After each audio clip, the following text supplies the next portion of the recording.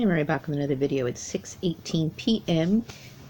This is my third video today. It is January 14th, and I just got out of the shower, had something to eat, and now I'm just kind of kicking back here and, of course, doing some thinking, And I went outside for a little bit, got in my car, and it looks like it's going to rain, days like that. I don't like days where there's hardly any sunlight, but there was a lot of sun earlier today, but it just looks kind of like gray out there.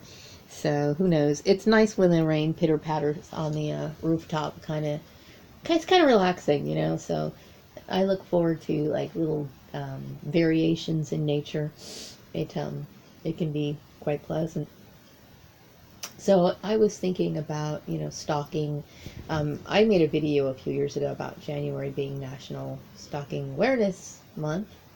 And there's different forms of stalking. There's, some, like for example, some men or women for that matter may be too insecure to approach a person. So they stalk a person. They might hang out at their workplace or call where they work. Or, we just kind of linger a little bit longer than they should be. They might be kind of walking around a person's house, at odd hours of the evening or whatever. Just people who just kind of want to attach themselves to you, okay? And sometimes, stalkers, individual stalkers, come into workplaces. They call, kind of like what my family did, okay? Like my ex-family, whatever. Calling in, creating problems, and that one person could set a whole city ablaze with just gossip and a conspiracy, to invade the privacy of another individual, okay? And once that individual lights that fire to where other people are participating, then we have gang stalking. So I was, reading some articles and comments on YouTube videos, and also I engaged in a conversation with another targeted individual, and they were talking about how oftentimes when you talk about gang stalking to organizations that are supposed to handle stalking or assist victims who are traumatized by stalking, they always come back with this, well, we don't know how to handle gang stalking. It's like they don't recognize it. But obviously it is a term, and it's in wide circulation. Kind of like how, what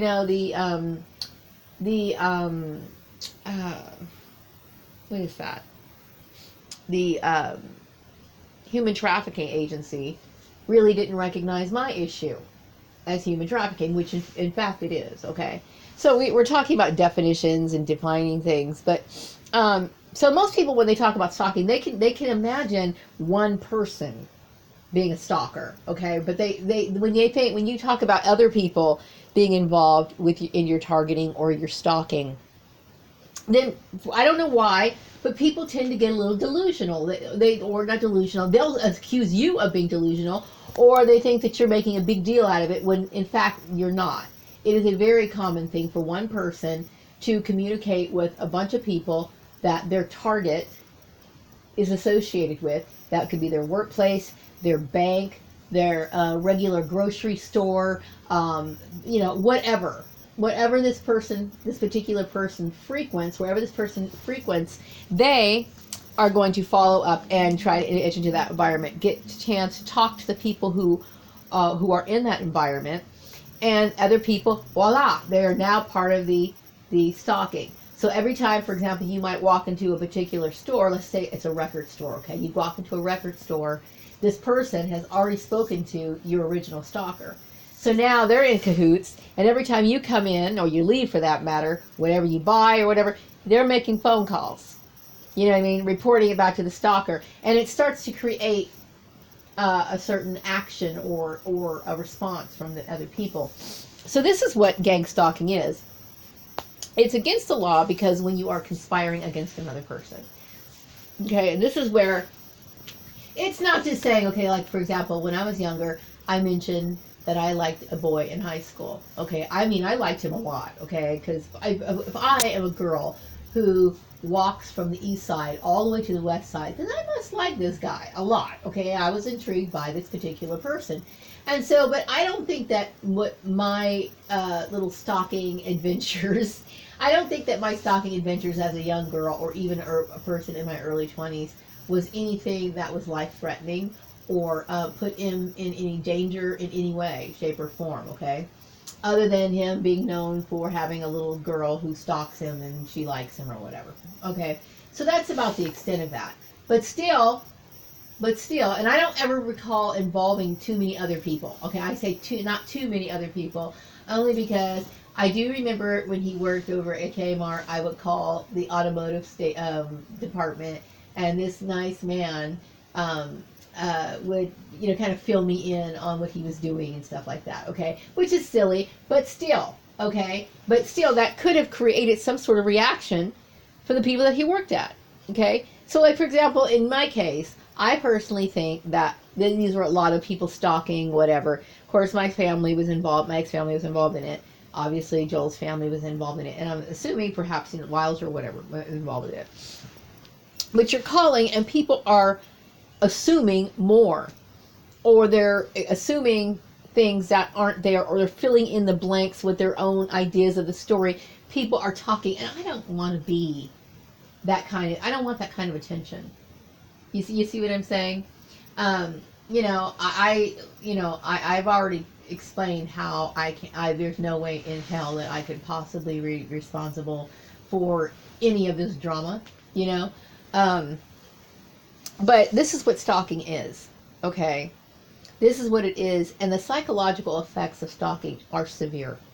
They are severe, okay? Stalking is a very bad thing to do as an adult. Once you realize what it is and the psychological effects that it causes the person, then they should stop. You know what I mean? It should stop, unless, of course, something's wrong with you. And most of the time when people are stalking, I would say adult stalkers, okay? Obviously, when I was younger, in my teens, I was insecure because, for good reason. I mean, I didn't think somebody like him would like me. Okay, now as an adult, I kind of think that's kind of silly. And now I understand, he has a mental disability and all this other stuff, which I didn't know when I was younger. Okay, but still, I didn't think, but see, as an adult, people, a responsible person will handle everything up front. They're going to be direct. They're going to handle things, as an adult would. Like, if you have an issue with a person, or if you're attracted to a person or you like a person, then hey, you realize life is short. You need to act on that. So you get the nerve and you go up and you talk to that person. Okay, but there's something wrong with a person who doesn't have the ability to do that.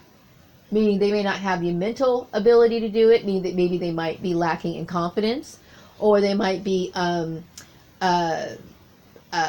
do you call it? In a situation where they're not able to go further in a relationship, meaning they might be in a relationship with somebody else. And if that's the case, if they're in a relationship with somebody else, then they shouldn't be even looking and talking about you or anything like that at all, right?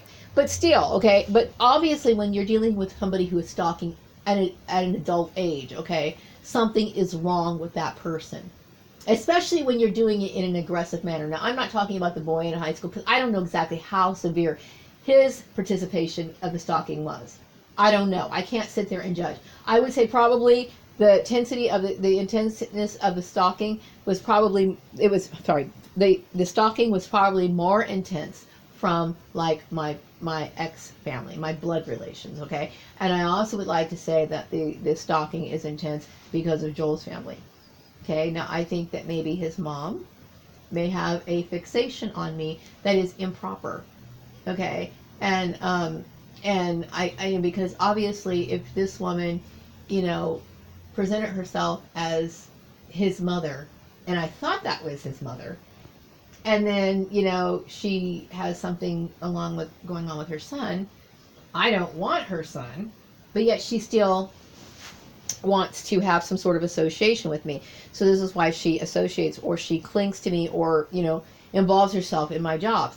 Now I want to say, first of all, when you gang stalk, okay, you get other people involved in it. Like, for example, all these people with the fake job ads and everything like this. These people are hearing bits and pieces of the story, and they want in on the fun. They want to see what's going on with this particular person that these other people are talking about. So they play a game on with this game too, and it's not appropriate. Okay, obviously it's a kind of a form of bullying because you're wasting my time, and you're taking something out on me that I had nothing to do with. I don't have anything to do with any of it. But my thing is that at this point, perhaps maybe Polly realizes that she set the town ablaze with this little game that she was participating in, okay? And now she's like, well, what are we going to do? Because now we put her in this situation, and there's all these people involved in this. And you know what? I understand what you guys did, okay? What you guys did was foolish. I'm not just talking about Joel's family. I'm talking about my ex-family, possibly the Lyles, which I think they were involved as well, and maybe a few people from high school. I think it was foolish. It was absolutely foolish, okay? Obviously, I'm assuming that you guys all crisscross and talk to each other, and you probably all know each other. You know what I mean? And that would make sense. I mean, my ex-family probably knows Solal's family. And then somehow, I don't know how something happened maybe on Facebook to where these people know each other as well. I'm assuming. Or maybe they were introduced to, I don't know. But I will say that,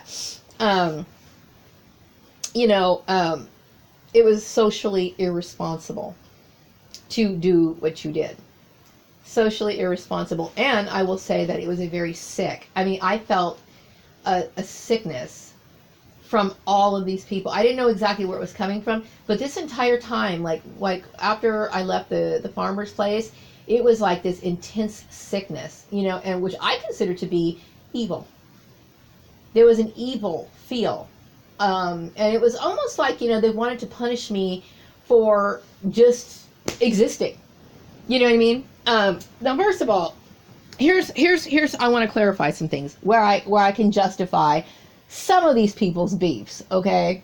Some of these people's beef I could understand to a certain degree, okay? So let's take this case by case, all right? We're going to talk about Joel's family, okay? Now, as you know, when I first got together with Joel, I lied. And I said that I was like a mixed race and he and I got together and whatever. Okay, I shouldn't have done that.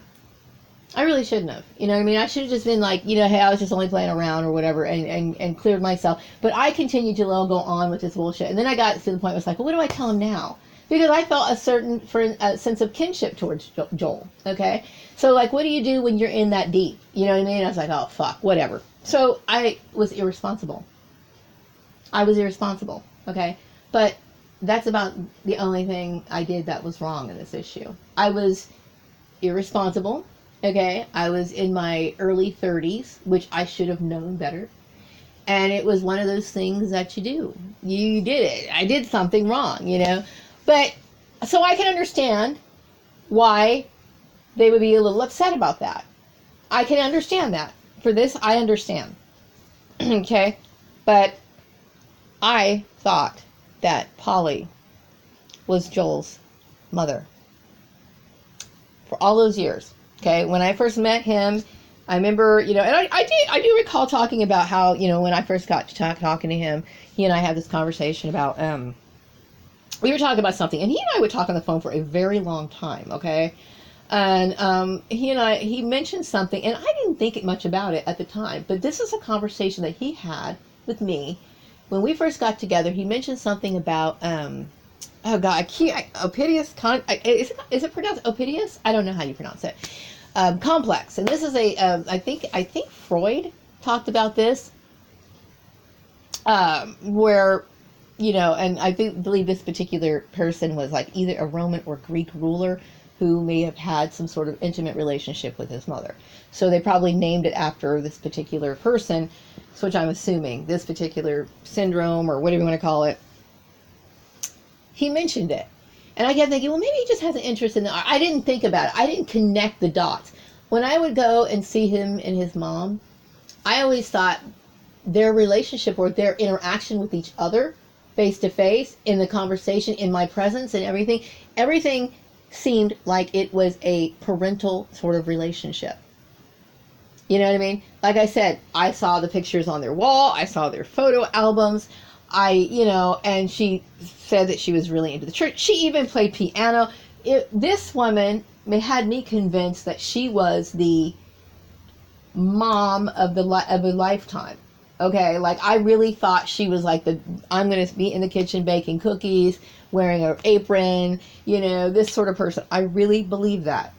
Okay, I did notice that she would call sometimes and times that I thought were inappropriate, and I thought she was very clingy to him. And I do remember having this thought.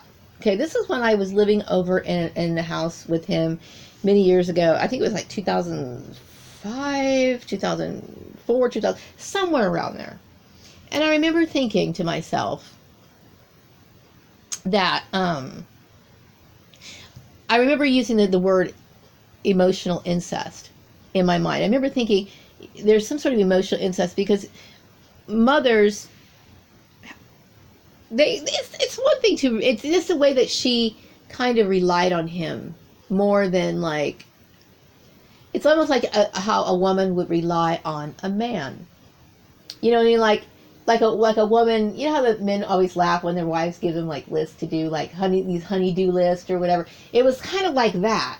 You know what I mean? And like it would be at times like, where it's time to go to bed, and it's like we get these phone calls or, Sunday afternoon or whatever. Just times where, and then he would kind of get grumpy or whatever, and he would talk to her, and I kept thinking, well, she's probably needy. She's lonely. She's an old woman, whatever. But now, like I'm saying, I'm serious.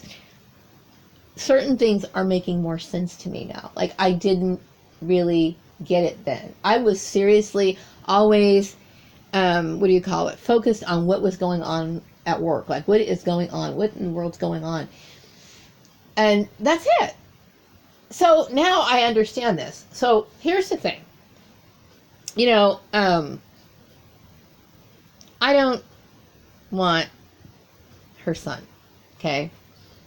I don't want to be associated with her. I understand what she did. Okay. I understand she's at this town ablaze, and then all of a sudden something ignited on Facebook. I don't know what happened, went all over the world. This probably got discussed thrown in with it too, the Stephen Lyles thing. Who else is involved in this? I'm starting to lose track of all the fucking scandal that was going on that I didn't even know that I was a part of. Okay, but it makes sense now. All of this sort of stuff, and like I said, I understand to a certain degree. I can't say that you can justify, associating yourself with my jobs, with the work that I did, and the sort of vengeful tactics. I didn't realize that. I mean, I would have never guessed that in a million years that was the case. I'm not judging you. I'm just saying it's not necessary, and I don't want to be associated with your guys, okay, because of what actually occurred, and just the fact that I feel something very ill when I think of you guys, only because it is very dark. Like it's to me, I can't understand why somebody would do what you did. It's a hate crime. You know what I mean? And so who else is involved in this? Okay, so then let's talk. I already talked about my ex-brother-in-law, okay? The religion thing that I had, never thought was that serious, okay? But I think somehow or another, maybe because Joel's aunt, she is in charge of a church somewhere, I think in another state. And this is where the two kind of collided and agreed on things. And, I don't like the idea of people throwing religion into arguments, and especially when, I never gave my consent to it. And then, my ex-brother-in-law just kind of coming along and trying to throw his agenda and his lifestyle and his beliefs and his ideas on me. It's not appropriate. It's not appropriate. And this is something else that, set the town ablaze. and some other places or whatever. It's not appropriate. I know that, when I was younger, I might have come off as a goofy kid. I'm kind of a goofy adult when I'm in a good mood, right? But, he's just somebody who has a hard time accepting other people, other than people who are like himself. And not just, a lot has to do with race. I think that they use their, what do you call it, their race to advance this agenda. But I want you to understand that none of this makes logical sense to me, unless, of course, my ex-brother-in-law it condones this sort of lifestyle, you see, and I don't. I know that a lot of people were involved in this religious aspect of it, even people that really weren't what you call titled Christians. Like I said, they had, the lady over at Flourishing Fart who was supposed to be Catholic. I know she was aware, or at least part of the gang stalking issue. When I think about this issue and the unnecessary, things that I had to deal with, and then once again, we're dealing with cowards, because when I was talking about stalking, a person who wants to handle something and nip something in the bud, they want to confront something, they want to deal with something. You do this out in the open. Now, if Jim had an issue, my ex-brother-in-law had an issue with me, then he should have said, hey, I'm concerned about your life, Maria. I'm concerned about where you're going, in your life. Now, I don't know, just because I'm different doesn't mean that there's any cause for concern. You know what I mean? Meaning when I'm different is that I don't really watch TV like other people. I'm a very spiritual person, okay? And some people, because they don't understand spirituality, and I will say that this is questioning, that I question your views if you don't understand spirituality, and then want to enforce your views onto me. You know what I mean? I find it scary. Is how I find. I really do feel threatened by this sort of behavior, because it's barbaric. I understand, that you look at Joel's family as family, and you have probably developed some sort of camaraderie with them. You guys might all be friends for all I know. I don't know. I personally don't know how you'd want to be friends with white people, especially I'm referring to like people like Tanya, Rashawn, Lisa. How is it that you'd want to be associated with these people when they are clearly not particularly too concerned about you as an individual? Or did you just go along with Jim and then it all spun out of this control into this race war, this whole intense race war? Because that's what it seems like to me, So I personally think that this is just absolutely ridiculous, is what I think it is. Here's certain people who, okay, I'm straightening this out, or trying to straighten it out. I understand what you did, and what you did was wrong. Okay, all these people who were calling me in for job interviews and trying to waste my time, bullying me, the innocent person, okay, because of your foolishness. This is your foolishness. This is your mistake. Okay, it is your mistake. Because this is the Facebook drama was probably, I'm going to probably say that was probably Jeff, my ex-brother-in-law, because I know he likes to kid people. He's another one who has a hard time dealing with people who don't understand or agree with him, or he can't relate to people who have different opinions or whatever. So, of course, the only thing that this person feels that's appropriate is to belittle them and to try to make fun of them. And, of course, he wants to have a posse with him, so he wants to do this with other people. Okay, but you're not going to convince me that I did anything wrong, because I didn't. I was simply on Facebook. And Facebook is a place where you express yourself. Okay, some people I've seen express themselves far more than I ever did with my few little pictures. Okay, but I know, because I am different than my brothers and sisters, and I didn't realize how different I am until now. but I respect my differences. Like, meaning, you know, I'm not going to feel bad because I don't, you know, I'm not like, you know, Tanya, Rashawn, or Lisa, or whatever. Because I was told that I had every right to be the person that I want to be. And I am glad to be the person that I am. You know why? Because I know how to treat people. I respect, you know, my fellow man. I'm a peaceful person. I don't hurt other people. I would never, ever cross boundaries to this extent. Okay? What I personally believe, this whole thing, this whole situation with activating other people, to me, this is like demonic shit all over the place. It's demonic. Okay? Which you let you do this competition, especially, you know, you're going to put a relative out of work and you think it's funny.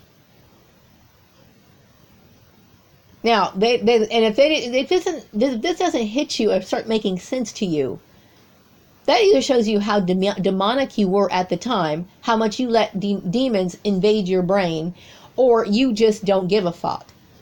That's just how intense the dehumanization is. Okay? You're going to put someone out of a job and think it's funny.